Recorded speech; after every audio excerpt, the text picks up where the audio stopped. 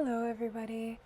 I am back. I haven't posted in a while, and that's usually just because I don't really feel like there's anything that I need to say that hasn't already been said, or I'm not always like feeling super inspired by some things, but I've been seeing a discourse online that is actually kind of interesting to me because I myself felt like called to this like a couple years ago, and it's about the whole topic of being more analog in 2026.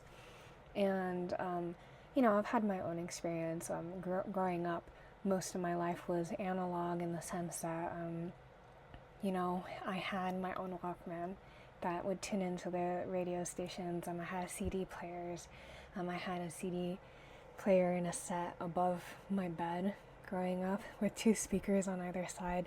And I would switch out the CDs all the time, and I learned how to set like timers on it so that I could wake up to a specific CD in the morning and all that fun stuff. I had like the iHome lamp where I charge my iPod on it, and the music that I downloaded through iTunes, like you'd have to purchase the music through iTunes or from my parents' CD collection or my own personal CD collection.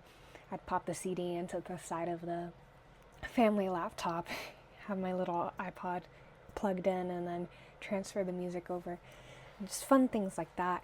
I've been seeing a lot of people talking about this desire for analog and this desire to own the media that we're consuming. Nowadays, with streaming and stuff, we don't necessarily own the things, but there are pros and cons to not owning physical media, and like there's like yay, I don't own anything library version, and then there's I don't own anything, I'm paying for 15 subscription services type of I don't own anything. Anyways, I just wanted to kind of synthesize some of the chronically online, chronically offline discourse that I've been seeing online a lot, and how a lot of people are saying that there's this deep desire to transform personally from being online chronically to being offline chronically. And so maybe if you're seeing this video, you're not like, I don't know what being chronically online means. Basically, it just means being online with such a frequency that it eats up significant portions of your day. And that's most of what you know, most of what you talk about. Even if you're on it a lot, like let's say maybe you're on your phone on social media for upwards of 10 hours a day, which actually is not super uncommon. You might be categorized as chronically online because you might know of a lot of other people's business, or you might be privy to certain things that are going to be coming out soon. And while that in itself isn't like a bad thing, the term chronically online is often, I'm seeing more and more of that term being used in a negative, almost like derogatory way towards people, where if a video is referenced that might have been really small, maybe it was just fed to you on your algorithm, you might be deemed chronically online. Or perhaps if you're very passionate about some type of political view, no matter what side you might be deemed as chronically online, and that might lead to some social isolation. On the other hand, chronically offline, I'm seeing that more as almost an aspirational term. And so if chronically online is derogatory, then the aspiration is to be chronically offline, right? I'm free from the shackles of my algorithm on YouTube or my algorithm on Instagram, whatever it may be. So, a lot of people who are pushing to want to personally become chronically offline, I've been reading a lot of posts, I've been watching a lot of videos, both short form and long form, and a lot. I'm referencing my notes as I'm talking, so sometimes if I slow down on my talking, it's because I'm trying to find where it was in my notes. But a lot of people who are talking about the pitfalls of being chronically online, they're talking about, you know, a concern about an increase in mental health issues, where people are saying like, my attention has gotten so much worse, my attention is fragmented, these short form videos are completely like messing up my ability to pay attention to things, to retain information, and to care deeply about things. Other people are saying that they're finding that they're kind of losing their personalities in some ways, where they're not sure what it is that they like, or they're not sure what it is that they're interested in, or if there is some type of item or topic that they want to know more about when they open their app, whether it's, you know, Google, or if it's the search engine in TikTok or ChatGPT, and they might be fed something that's not exactly what they're looking for, but then they get stuck in the fed recommendation results, and then they start doom scrolling in the recommended results. So you know, there's a lot of comparison that's being made online. You know, you're constantly being advertised to, and so do I really like this thing, or do I just have a high exposure to this thing? Do I really want to look this way, or do I just have like a high exposure of being fed images of people who look this way? And then that leads me into the next point that I hear a lot about, is susceptibility to control. And this isn't just like,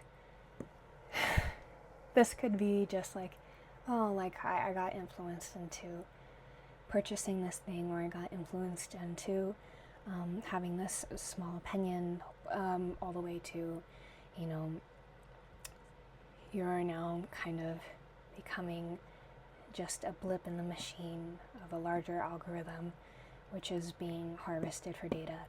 And it becomes much more sinister the closer that you look to that side of it, that susceptibility to being controlled and manipulated. A lot of people reference the manosphere when they talk about this, where a lot of young men, and even some, you know, young women, and I'm sure some young non-binary people too, are getting pulled into this very unique side of the internet, where there's a lot of vitriol and a lot of us versus theming, a lot of rules, and a lot of you should do, you should buy, you should be, and it can be damaging to one's personality. It can be damaging to one's mental health as well. And so a lot of times when people are talking about chronically online, they're referring to people who fall into these areas, or they're referring to people who have these very strong opinions, whether it's on one side of the booth or the other, one side of the aisle or the other, I should say. Yeah. So something that I wanted to point out first that I saw online that I think is necessary for me to preface with is thinking about this term chronically online and its recent use of being kind of derogatory towards people who might be you know, sucked into one part of the algorithm or the other. Thinking about this term as ableist. So there is a content creator both on YouTube and on Instagram that I know of. Their name is Candy Corn. It's like @candycorn. And they pointed out in a short form video, a reel, that some people, or I should say, there is some ableism in the use of the term chronically online, and that the treatment of chronically online people can sometimes be a bit harsh, right? And they pointed out that many individuals who are deemed chronically online, they're chronically ill, or they're disabled, and being constantly online is like their primary, or in some cases their only form of community connection that's available, right? And this could also be the same for people who are still COVID conscious as well. So being online is the best way for them to connect with others. And so if somebody's well informed, we can't jump to the conclusion that they're chronically online, right? Maybe finding a different term to use might be better as well. But for the purpose of this video, I'm going to keep using this term. You know, I'm not trying to be ableist about it. I'm trying to talk about it very objectively, if possible. Nowadays, it's a little bit difficult, right?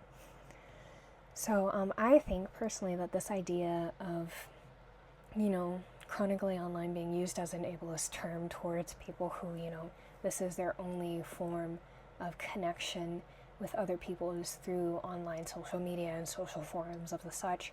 I think that this idea can be extended to individuals who are suffering from poverty, or they're stuck in geopolitical situations that otherwise would cause complete isolation. We see this with crowdfunding for people in Gaza and in Sudan and Congo.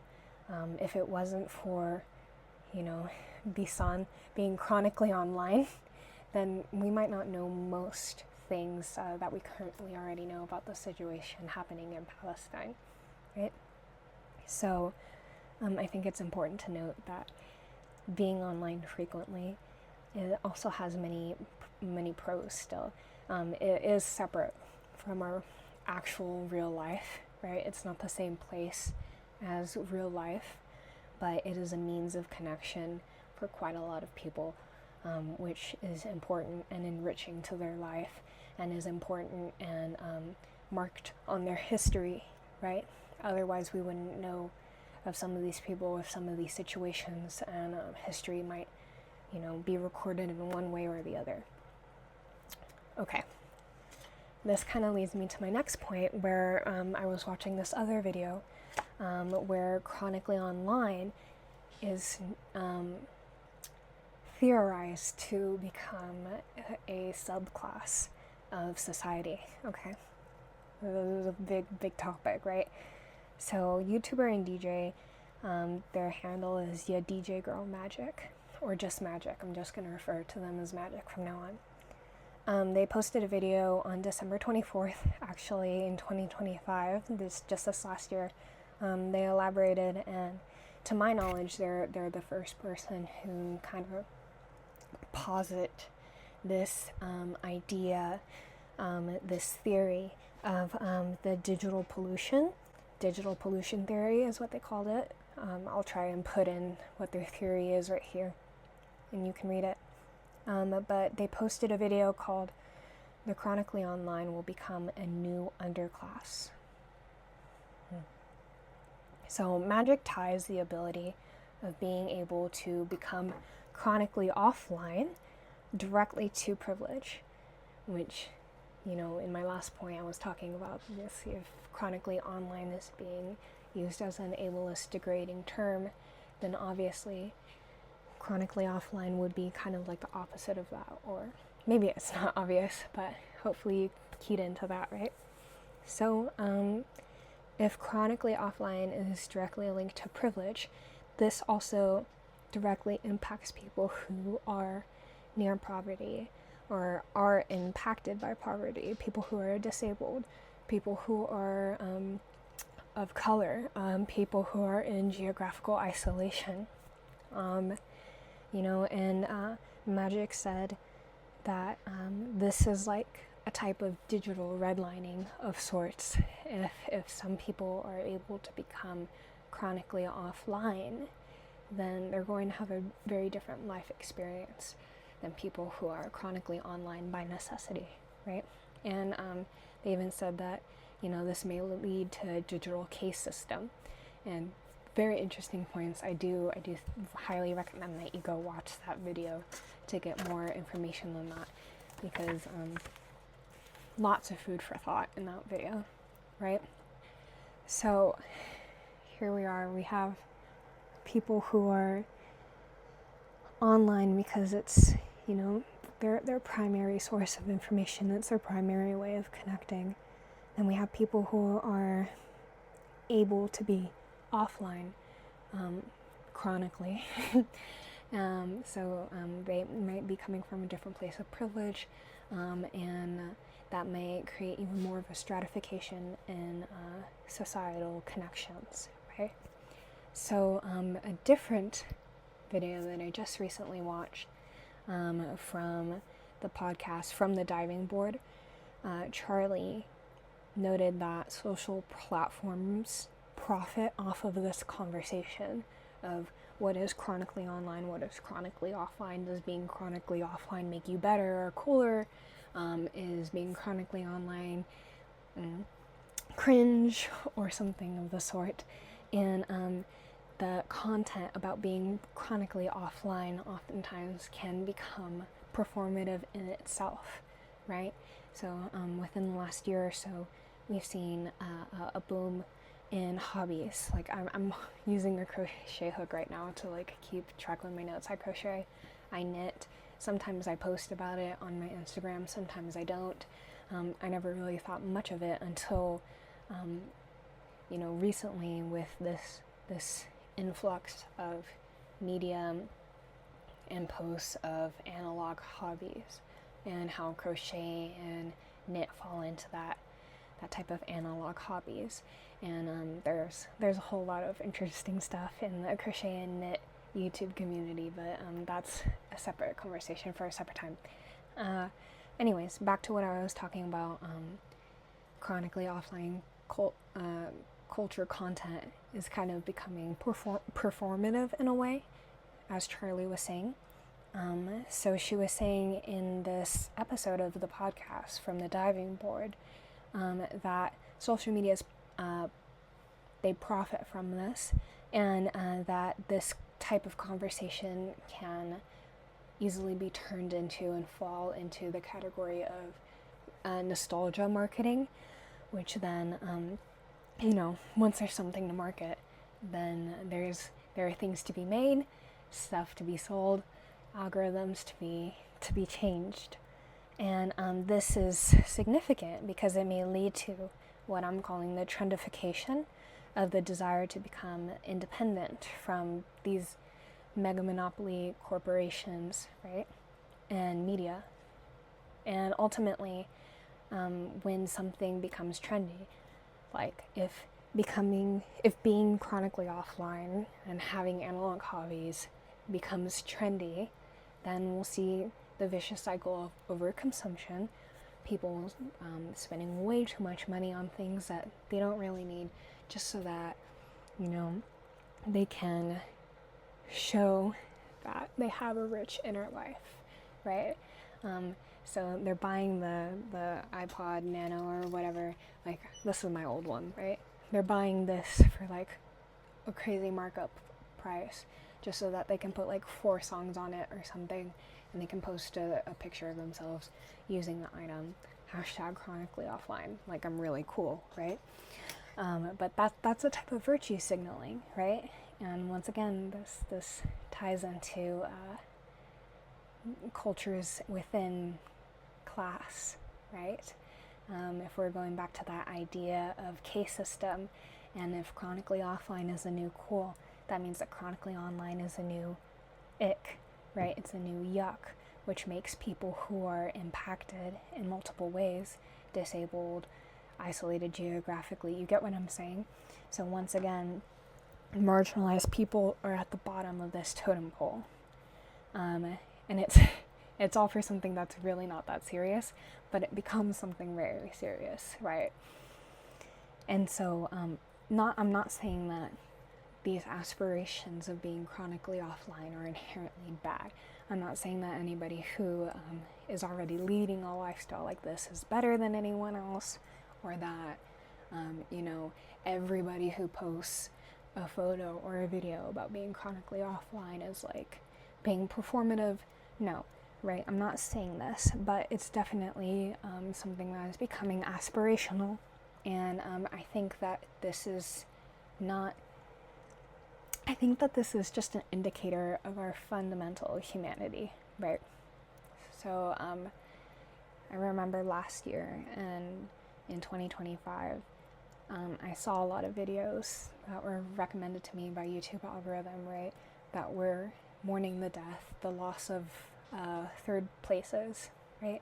Not a real thing, per se, not like a tangible thing, but an idea and something that used to exist back when life was more analog, right? We would maybe go and hang out in a coffee shop, or there would be designated spaces like malls where you could just hang out and you don't have to buy anything, but you can be there for hours and enjoy being in the public sphere. You could enjoy, just milling about and stuff like that. And so I think this yearning for a third space, and then trying to turn social forums and social media platforms into a third space, and then feeling like it may have failed in some way, has led to this desire to become chronically offline and rekindle that sense of community, the physical face-to-face community that a lot of people seem to be missing. But then again, a lot of people are not able to access for whatever reason. And I think that a lot of people are talking about this. One video, well, maybe not in the exact way that I just said, but at least they're saying something that is akin to it, or is a nod to it, right? So YouTuber Sonia.Danielle, in their video, quote, "Being chronically online is embarrassing," focused on how, this drive that we have as a society for over-optimization, like make, for example, like perfect morning routine for like 5 to 9 or 9 to 5 job. Well, if I'm being honest, it's more like a 5 to 9 for a 5 to 9 job, whatever. Comparing yourself, blah, blah, blah. So in this drive for over-optimization, making everything run as smoothly as possible, this is made possible by social media, and it ultimately takes away our agency and our creativity. This is what Sonia was saying in their video. And she noted that because of this type of stuff, we're making content and we're aspiring to this type of content where we're at our peak self 100%. We're like maxing on everything. This is contributing significantly to a rise in perfectionism. And of course, this circles back to impacting health and mental health. And she said in the video, if they being, people who are feeling like this inclination towards perfectionism, if they're not putting up 100, they're putting up a 0, end quote. So, like many people have mentioned, this is comparison. And then, social media makes it really easy to be advertised to. So I'm comparing myself to this person who is my age, and they make 3 times what I have, and like they already have the car, they already have the house, they work remotely, they freelance, they have crazy income, right? And I'm comparing myself to them. I'm looking at what they're selling, right? I have now the option to buy the things that I see in their videos that's part of their life. This is just basic marketing, right? You're not selling an item, you're selling a lifestyle. And then people start buying into this lifestyle. And so this ability to purchase items or to like reinvent oneself so frequently to fit an aesthetic of an aspirational life that is, part of this perfectionism. It's part of this over-optimization. This is ultimately tied to our desire to belong. This is tied to our desire for community, for our desire to know and to be known and to be liked. And so this space for ads and advertisement, for consumption, for capitalism is filling the void of the third place. And this is setting bells off in some people's heads, right? Like this is not what I want to be. I don't have money for this.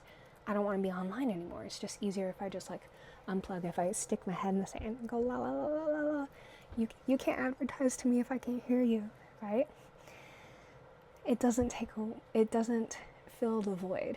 We still want the community. And so these rapid changes of aesthetics and ideals, and they're compounded by these mega monopoly machines, made possible by algorithms. This exacerbates the strain that we all feel from being alive right here, right now, in this context.